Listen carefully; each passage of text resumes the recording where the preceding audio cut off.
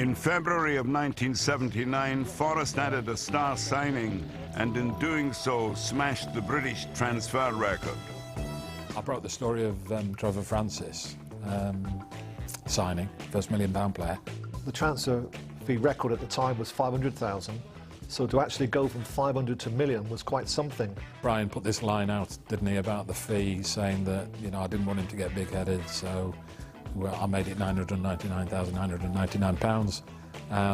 But the story goes that with levies and VAT and all this sort of thing, it was well over £1 million anyway. This was the biggest meeting that I was ever about to experience in my footballing career. And Brian Clough was actually playing across the road. I believe he was playing with Gary Birtle's squash. He has all the equipment needed to be a highly successful player. That's why we've invested £1 million of Nottingham Forest money. Just a month later, Nottingham Forest were back in London for a second consecutive League Cup final against Southampton. I don't think Clough and Taylor wanted to make such a big fuss of going out to Wembley again. So what awaited us at that particular evening was a bit of a surprise. Next thing the door opens, there's a crate of champagne, crate of orange juice, and then the manager's saying, well, everybody's got to tell a joke before they go to bed. Archie Gamble, I think, said, listen, Bosby, I think we've got a big game tomorrow. I think the manager took it as almost to be in sly fashion, and Taylor told him to sit down and be quiet because he was spoiling the party. Finally get to bed at midnight, obviously played again the next day, woke up with headache. But I think it was his way of relaxing the situation. The game, we played Southampton, we were trailing by a goal to nil at half-time. Bit of a rollicking in the Wembley dressing room. I think it was Clough more embarrassed by what had happened the evening before and realising that this might have an effect on our game. But anyway, the team talk seemed to work. Eventually we won the game 3-2. 2 goals for Gary Birtles and 1 for Tony Woodcock made sure Forrest successfully defended their League Cup title.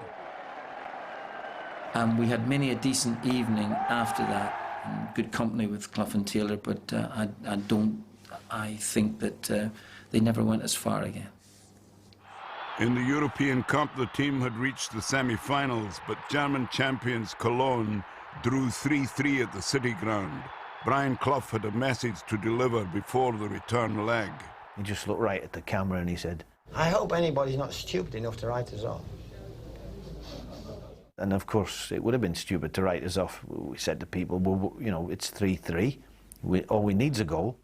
And when Ian Boyer heads one into the net for us with about 20 minutes to go, I mean, it gave us such an amazing lift. Boyer for Forest! After we played in Nottingham, not many people thought we were going to do it, but I did. You really thought so? Well, I said so after the match, that anybody who thought we were out of this competition was stupid. The final would be played in Munich. Clough and Taylor were faced with some tough selection decisions, particularly over whether Trevor Francis would play. Francis was eligible in Europe for the first time since his transfer, and Martin O'Neill, although desperate to play, was struggling to be fit. I remember it as if it was yesterday. Shilton, Anderson, Burns, Lloyd, Clark, Francis, McGovern, Boyer, Robertson, Woodcock, Birtles.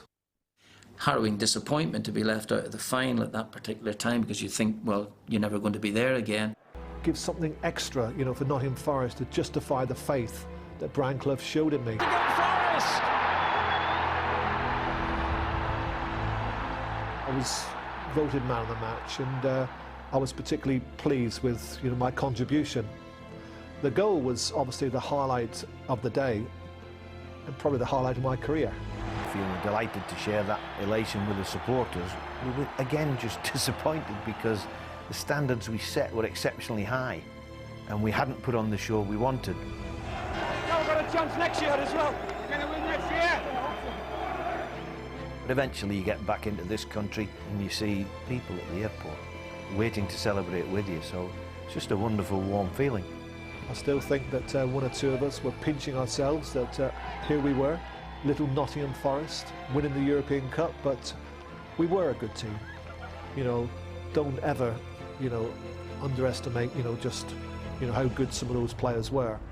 Despite their status as European champions, many players felt they were denied the credit due. A lot of the media wrote us off and said, you know, apart from Shilton and Francis, you know, the rest of them are either has-beens like myself that had been at Derby County, or, you know, players like John Robertson that, well, they've just come together and they've done okay for a couple of seasons. You know, we had unbelievably sharp football minds. But Forest played into the critics' hands again in March 1980, losing 1-0 at home to Dynamo Berlin in the European Cup quarter-finals. In the second leg in freezing Berlin, Forest had a point to prove. That was, you know, one of our best performances, and probably one of my outstanding performances as a Nottingham Forest footballer. Up goes Needham, and Francis could nip in here. He has. Trevor Francis gives Forest the lead. O'Neill working so hard. Francis, it's 2. John Robertson's penalty completed a 3-1 win. Victory was sweet, and Clough and his players savoured it. We play with discipline. We don't play with any problems with referees. We try to entertain, and you never know, John, you and your profession just might recognise that we are a good side. Another surprise for the media and everybody else in football, but not when you're under Clough and Taylor. You know, miracles can happen. In the semi-finals, Forest faced Ajax. They made sure they went to Amsterdam in control of the tie, scoring twice at home through Francis and Robertson. And the away leg was an experience to remember. We get to Amsterdam, the manager says, everybody down in reception in 10 minutes. So we're down in reception. Where do you go in Amsterdam? Going for a walk. Peter Taylor and Brian Clough decided to take us down the red light district before the game just to relax us. Peter was such a funny man that he went to one of the, what you'd call them, doormen on one of these clubs where a lot of nice young ladies earn a living, and tried to negotiate a club deal for all the players. And it was just absolutely hilarious. It was certainly something different for a pre-match European tie. On the pitch, Soren Lerby scored for Ajax to make the last 25 minutes uncomfortable, but Forest held on. It was a collective sigh of relief in the dressing room, rather than euphoria at a second European final. But in Madrid, Clough was missing a key player. We had a young boy called Gary Mills, 17 years of age, playing up front because Trevor Francis, we'd lost him after the semi-final stage with an Achilles tendon injury. So we're literally a little bit under strength and we're second favourites. But we thought, well, you know, what's the preparation going to be like? And of course the management came up with great preparation. We went to Mallorca for a week with no training and no curfews before the final. Over the years, one of the things I've taught is, no matter what work you're in, you cannot do everything to the best of your ability unless you relax. The more you are relaxed, assuming you've got a bit of talent, there's no point in being an idiot relaxing if you've got no talent. But if you can relax, you can portray everything you've got to offer. You know, to train in Callum, I couldn't find any grass really, and I was panicking a bit, and Peter Sales says when we get to Madrid, we're in the mountains, but you know, there's a lush training pitch there, you can have a couple of good sessions, that's all you need. When we got there, it was like a hard tennis court. You know, I couldn't dive around on it, I'd have injured myself.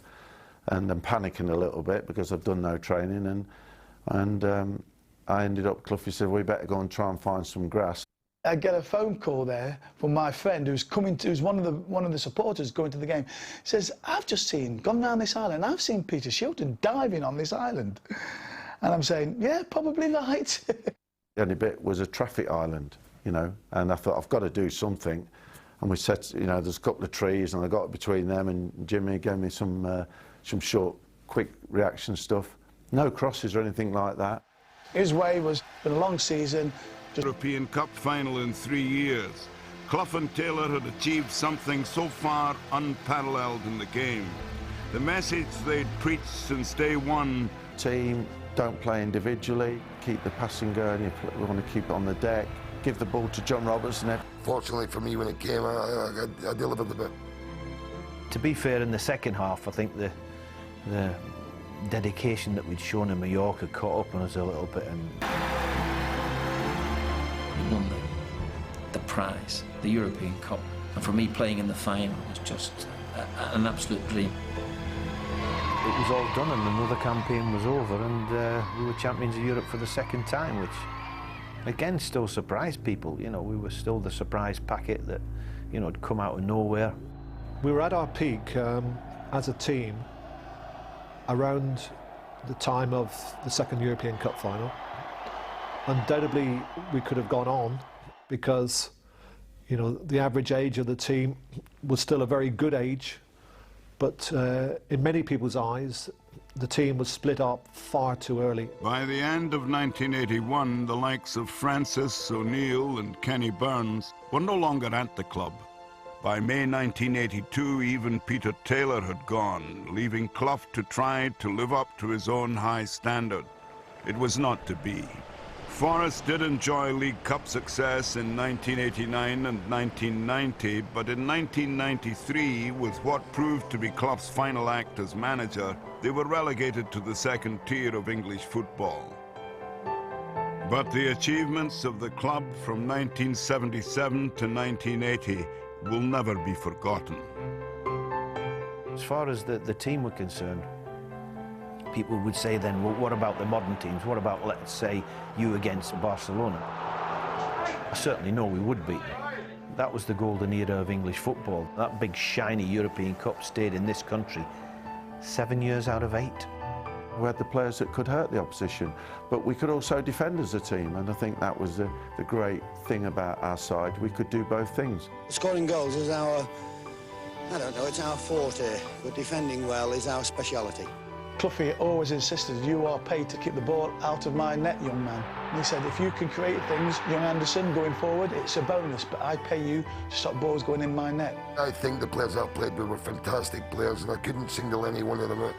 You'd have to say that the fulcrum of the team was John Robertson. That's a big compliment to him, considering that we had some really, really top-quality players. It was just a phenomenal achievement for us to have done that, and feel privileged and proud to have actually done that, all that sort of thing.